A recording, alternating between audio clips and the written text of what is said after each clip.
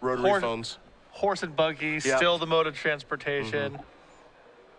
We're underway. A Cloud from Raptor to start things off here in our finals from Worcester. And Duke did mulligan down to 6. Fabiano going to play a Temple of Deceit. Going to leave that card on top before passing the turn back over to Duke. See if Duke has a way to evolve that Raptor. This is an island. The answer is no.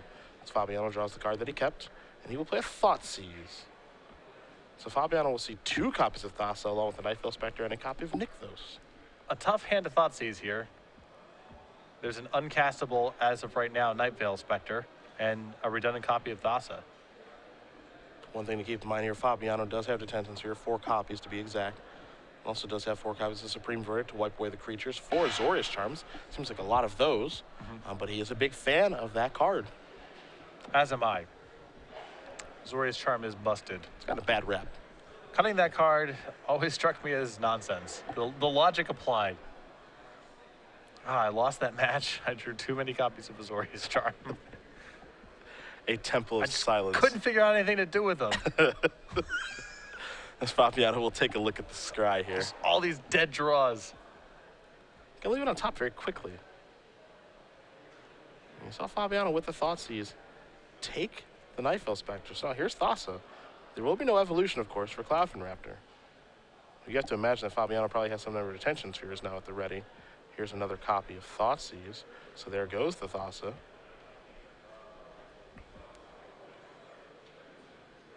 Fabiano going to go down to 16.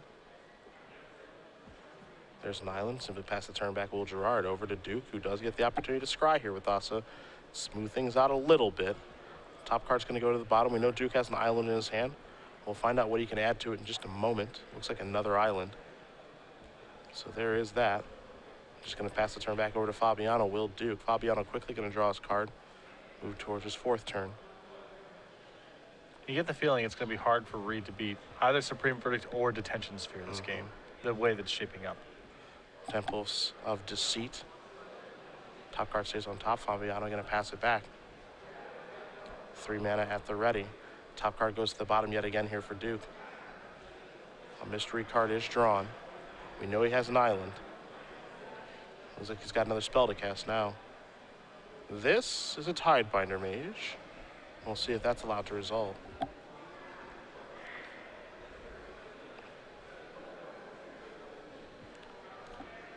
Fabiano gives that the green light, which means Cloudfin Raptor will evolve. And of course, both players have access to each other's deck list, so Duke knows that Fabiano does have 2 copies of Dissolve.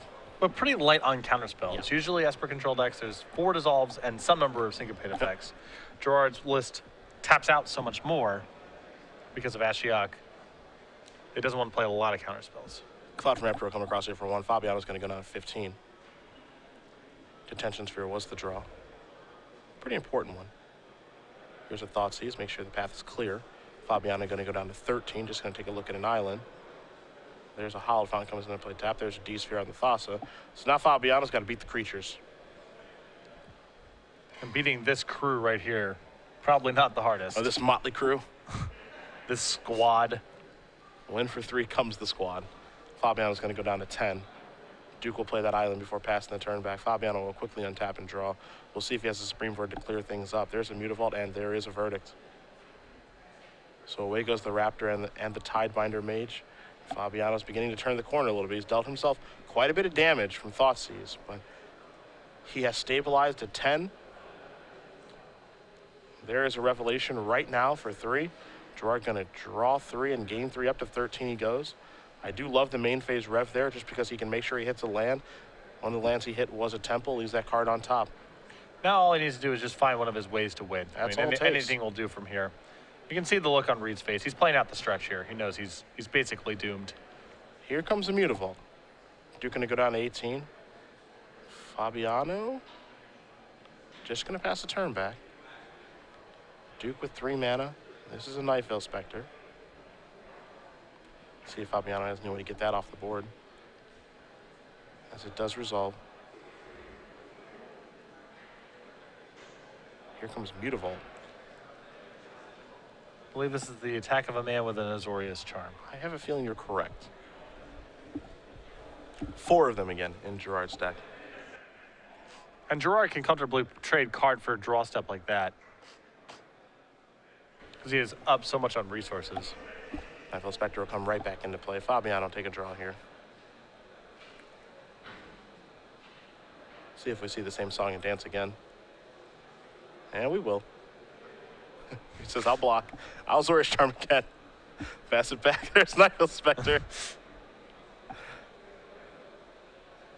And now here's a Devour Flesh, so Gerard does find an answer. Duke will take a look at his card. He'll gain a little bit of life now. Water Grave will come into play tapped, and now here comes the Mutavault. Duke will go down to 19.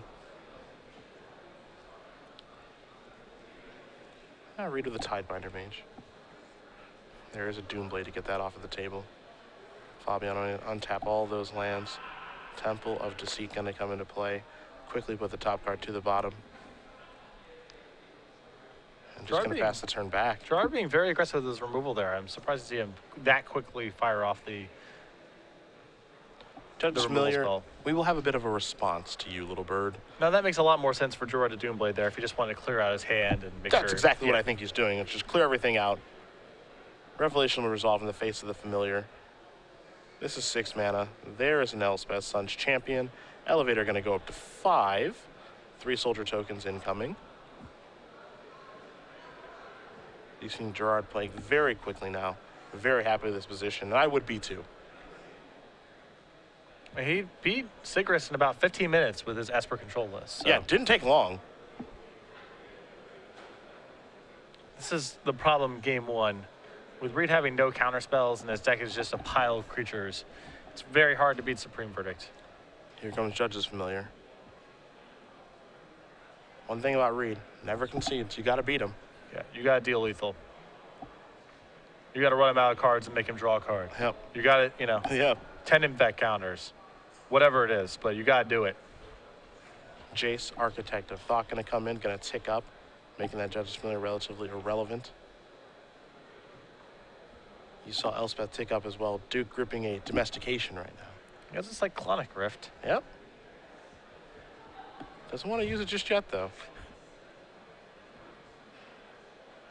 And we'll just pass the turn. We laugh, but he never concedes for a reason. And when you're in the finals of a tournament, why concede? Yeah. You got to beat me. And with Gerard's pace of play, and he's playing very quickly, and here's a Thoughtseize, he could work himself into a mistake. It's certainly possible. Duke is going to overload a Cyclonic Rift now. Now there's a Dissolve, so that's not going to work. Thoughtseize is going to show both copies of Domestication. Too bad. Yep. Those will become real cards after sideboard. So Duke will untap. Time to pick up a card. And the rest of them as well. So Reid Duke is going to lose game number 1 here over Gerard Fabiano. Esper Control up a game over Mono Blue Devotion. Had a feeling he was going to win game number 1, but things changed greatly after sideboard. Although Reid surprisingly did concede before lethal was dealt. That must be a concession he's making to his friend there. Yeah. Of like, I'm not going to waste our time. It's heartbreaking to see. Yeah. We'll turn our attention to the sideboards in just a moment, but we're going to come back here in the booth as it is trivia time. Patrick will have the rules, and I will have the 12-month question. So I'm just going to ask you a question. Tweet your answer at SCG Live, hashtag SCG Premium. Of the correct responses, one will be selected at random to receive a full year of Star City Games premium content. Don't worry about answering first, just answer accurately. And please keep in mind that this contest is run at the sole discretion of StarCityGames.com. Twitch TV is in no way affiliated with giveaways on its stream. Pretty simple. Next weekend, we are off. M15 is coming out, pre-release. It'll be fun. I'll actually play. I'll play in a tournament this year. It's gonna Congratulations. be fun. I'm very happy for you. The week after that, we're going to be in Baltimore for the first Standard Open with M15, which will be pretty sweet. Myself, Oslip Odavich, Andrew Shroud and Company will bring you the coverage. However, on day 2 of Baltimore, we're going to do our elimination rounds of Standard. We're going to do our Legacy Open, and then there will be a third tournament starting at 10 p.m. The question, of course, is what is the format of that third tournament that starts at 10 p.m. in Baltimore? And if you can name the format of that third tournament, hashtag the answer with the hashtag SCG Premium. Make sure you're following at SCG Live, and we will announce the winner at the conclusion of our finals match here between Reid Duke and Gerard Fabiano, as we will head back down to the match and take a look at the sideboards, because here come the counterspells for Reid Duke. Yeah, 3 copies of Dissolve, 4 Gainsay, 2 Negate. He's going to de-emphasize his creatures a little bit. It wouldn't surprise me to see cards like Cloudfin Raptor that compel him to play into Supreme Verdict, hit the bench, and try to basically play a counter slivers Merfolk style game where he gets a threat or 2 into play, and backs up with counterspells to try to take the sting out of Supreme Verdict and fight over Gerard's more expensive stuff with counters. Now, we talked about domestication in Reid's hand. 2 at the end of that game. 1 got thought seized, of course. Kind of a funny moment there. He's got 2 more in his sideboard. Domestication has been a fantastic card for Reid over the course of this week. And you take a look at Fabiano's sideboard. There are 2 Archangel of Thunes and 3 Nightveil Specters. Those are juicy targets for domestication. Do you think Reid leaves any in? I don't know if he leaves in any copies of domestication. He may choose to hedge here by bringing in one, by either leaving in 1 or bringing in the 2nd copy of rapid hybridization. That gives him some game in the event that Gerard does bring in some of his creatures without stranding him with a potentially fully dead domestication, because he can still use rapid hybridization on his own creatures in response to detention spheres and so forth. So the creatures that Gerard has in his sideboard are definitely threatening. They may warrant some sort of response from Reid. I'd be surprised if he would go so far as to bring in domestications that risk being dead if Gerard doesn't bring in the creatures or simply doesn't draw them over a game. Because remember, Gerard can win very easily just with Jace and Elspeth. He doesn't have to put these creatures into play to win the game. So I think Reid's, if he wants to address these at all, it's going to be through rapid hybridization and not domestication. Other cards we will almost certainly see here. Deicide, of course, great against Thassa. 2 gainsays against the mono blue deck. I also expect to see Ultimate Price come in. It's great against everything that is not Nightveil Spectre and Mutavault. And we might see the additional Ashiok come in, and then 2 copies of Duress as well. So a lot of options here for Fabiano. I think I would get away from Ashiok in this matchup. It doesn't seem like a very high-impact Planeswalker. Especially the way Reid's trying to play the game. Although post-board, Reid's slowing down a little bit. Ashiok might get a bit better in that world. I do like the removal spells, of course. The Ultimate Price, the 2 gainsays, the Deicide, those are easy cards to bring in. I think Archangel is powerful enough to warrant bringing in. I'm not sure I feel the same way about Nightveil Spectre. The 2 copies of Duress are reasonable as well because Reid's signing into so much permission. I'm curious to see what Gerard feels he should cut in the matchup. That's the hard part. Yeah. You know, I don't love Dissolve. I'm not sure if the matchup is about counter spells anymore after sideboard, but I could see Dissolve being okay. I kind of agree with you. I don't love Ashiok. I love Sphere. I love Verdict. I love Revelation. I like Azorius Charm. I like Doomblade. Devour Flesh is just okay. I've never been a huge fan of Thoughtseize against Mono Blue Devotion. Their deck's pretty redundant. The life total definitely is a factor in the way the games play out. I think I would try to get away from that card. 3 Jace Architect thought are going to stay. Maybe the Jace Memory Adept that Gerard has, the main deck goes to the board. The 5-mana Jace is a very easy cut here, I feel like. But it seems like Gerard has so many cards that he can bring in. The configuration of his deck could be wildly different from what Reid expects it to be after sideboard. Yes. He has a lot of different things he can do. And this is part of the fun of having the deck list be public in the elimination rounds. Because there's a lot of guessing games. It's not out of the question. Reid could bring in domestications or at least leave in his 2. It is high upside, especially if you anticipate Gerard siding in his creatures. I don't think Reid's going to do it, but it's definitely greater than 0% and something that Gerard has to factor in with the way that he sideboards. Both players do finish shuffling up here, and we'll be ready in just a moment, of course. We will talk about our dual open weekend that is happening in September 27th, 28th. Gerard's a Jersey guy. You're a Jersey guy, so I imagine you guys will be hanging out that weekend. It's going to be a lot of fun. We added the New Jersey Open to the schedule. The coverage is going to be there. Myself, Matthias Hunt, will be covering that event. We're still going to have the Open Series in Indianapolis. We expect that one to be very well attended as well. This is our first dual Open Series weekend we've ever done. This is going to be a test of our logistics and staffing and a myriad of other things, but if we can pull it off, this might become more of a regular occurrence. And that would be sweet. That'd be really fun. So we will see what happens September 27th and 28th.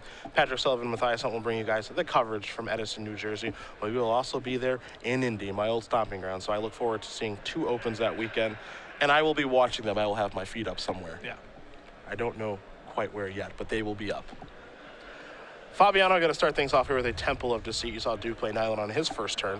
No turn 1 play, but that's not too surprising. As you mentioned, I think we expect to see probably Cloudfin Raptor out of the deck and Judge's Familiar being the only one. Yeah, Judge's Familiar is still good. Yeah. Frostburn Weird will give Reid his first threat. Fabiano going to play a Howlfound untapped, going to go down to 18. We'll see if Gerard wants to cast a removal spell here or not. Could be a cycling of Azorius Charm, could just be casting Azorius Charm. Who knows? Reid's going to test the waters. Yeah, here comes Frostburn Weird. There's Azorius Charm. That's going to go right on top. And now this is a Nightveil Spectre, and that's a big play. As Fabiano's going to need an answer to this pretty quickly, I think. He does have one. Actually, he has an Ashiok. Now, again, we were a little surprised to see that.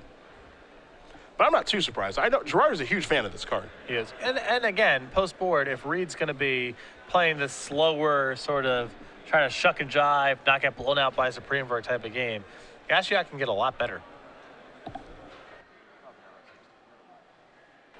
Reid going to take a look at the Nightmare Weaver. We will do the same. Exile the top 3 cards to target opponent's library. That's the +2, so it goes from 3 to 5. Put a creature card with a converted mana cost X exiled with Ashiok, so you just take it down for whatever the casting cost will be. As now here's an Ashiok for Reid. And of course the ultimate, I don't think it's really going to come into play in this matchup. -10 exile all cards from all opponents' hands and graveyards. Come on, Nykthos. Have it, Reid. Come on. Just an island. I think the more important card is that one. It's a Thassa, and the devotion is at 4 right now. Again, one of the things I actually like about Fabiano's take on Esper is that he is so proactive against every matchup. Yeah. You know, he's not boarding into a bunch of deicides, removal spells, and I hope you just don't kill me. I'll just try to prevent you from doing everything. No, he is aggressive the entire time with all these planeswalkers. You should go back, if you haven't watched it yet, and see his match against Green-White. Yeah, the Green-White player drew multiple Voice of Resurgence, and Gerard made those look ridiculous by just playing Nyx, Fleas, Rams, and Planeswalkers. Yep. Elevator going up. Time to take a look. It's a Jace, along with the Frostmourne and an island. So Fabiano likes Ashiok a lot in this matchup. We'll see if Duke decides to continue to ignore it or not, as here's a Devour Flesh. Bye-bye Night Veil. What may be more important is 3 Devotion being removed off the table. And now nothing is taxing this Ashiok. It's open season. And, you know, Reid does have to worry about the ultimate, you know? It's real now. We're getting there. Saw Fabiano play a Temple of Silence. Leave the top card on top. As Duke will take a draw here.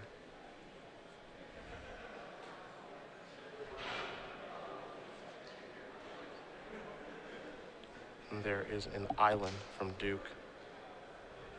It looks like no play here, so Fabiano's going to tap those 4 lands. Going to tick up the Ashiok. 3 more cards coming. There's Rapid Hybridization, 2 copies of Mutavault. So Reid has left in at least 1 Rapid Hybridization, probably as a hedge against Gerard's creatures. Not too surprised by that. And I think Gerard can probably sense that Reid's hand, if anything, is counterspells. I think he's happy to just go ultimate with Ashiok and proceed from there. Why change what you're doing? Yeah.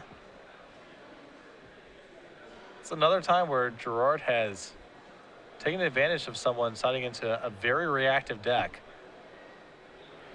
Ashiok is up to 11. A Biden of Thassa, a Master of Waves, and another copy of Mutavault. That's 3 Mutavaults gone, by the way. Here's a Hallowed Fountain tapped. Just going to pass the turn back. Duke going to take a look. That top card's going to go to the bottom yet again. Fabiano threatening the ultimate here from Ashiok.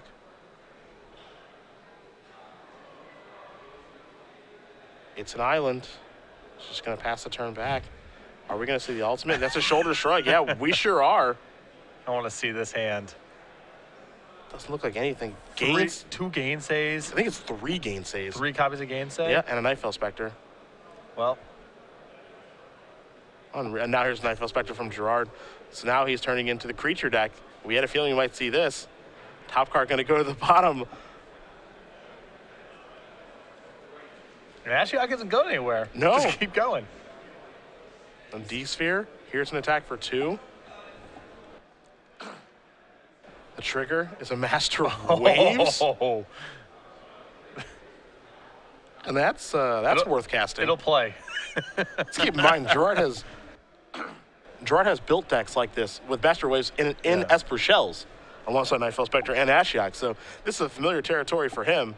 He's going to pass the turn here with 2 mana available. A bit of a smile on his face as he does play the Master of Waves. This is a beating. This is a pure beating. And there's a rift.